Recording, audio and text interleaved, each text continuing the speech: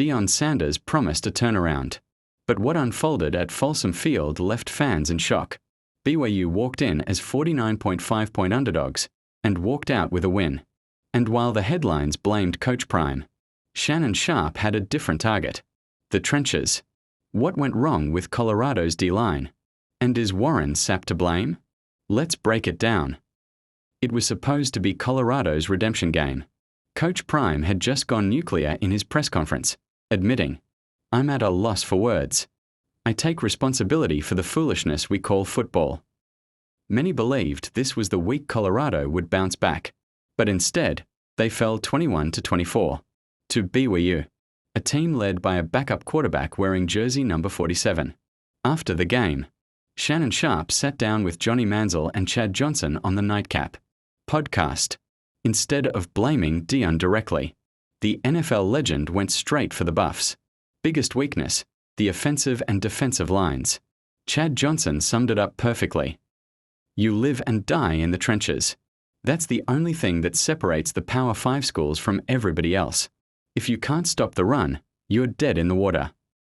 And this year, Colorado's trenches have been bad. Colorado currently ranks 125th nationally in rushing defense, allowing nearly 200 rushing yards per game.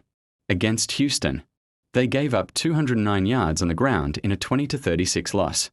Even their pass rush, which was a strength last season, has collapsed, averaging just 1.2 sacks per game, ranked 111th nationally. And this is where the spotlight turns to Warren Sapp, Colorado's pass rush coordinator. Colorado currently ranks 125th nationally in rushing defense, allowing nearly 200 rushing yards per game. Against Houston, they gave up 209 yards on the ground in a 20-36 loss.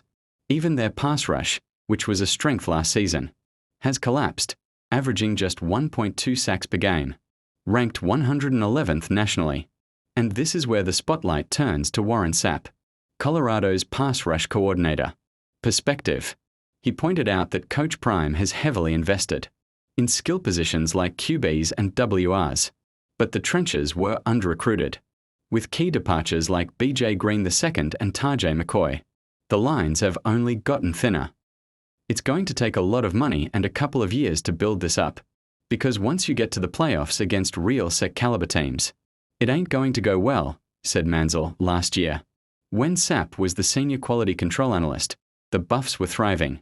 Sacks jumped from 28 to 39, ranking them 16th nationally. This season, sack yardage has plummeted to just 29 yards total, a shocking decline. And the D-line's inability to contain BYU's freshman QB Bear Bachmeier made it worse. Bachmeier, wearing number 47, ran 15 times for 98 yards, including a wide-open 32-yard touchdown that broke Colorado's lead in the fourth quarter.